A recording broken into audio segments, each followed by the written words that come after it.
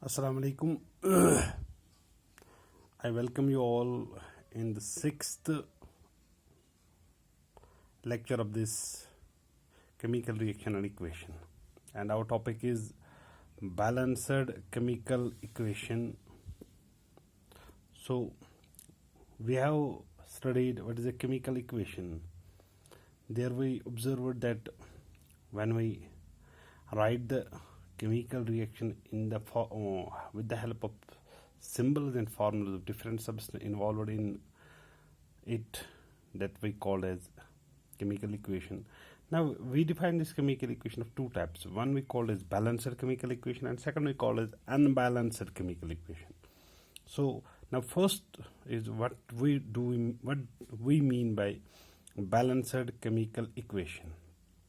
So simply we write, we know in any chemical equation there is the atoms in the reactant side and there are the atoms in the product side.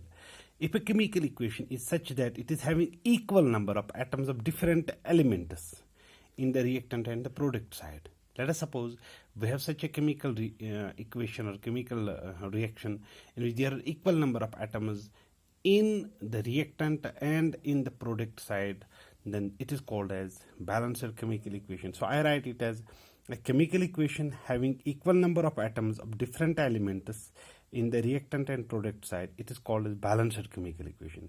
Now let us take an example. We observe that we have already written that zinc reacts with dilute sulfuric acid to form zinc sulfate and hydrogen. Its chemical equation is Zn plus H2SO4 gives ZnSO4 plus H2.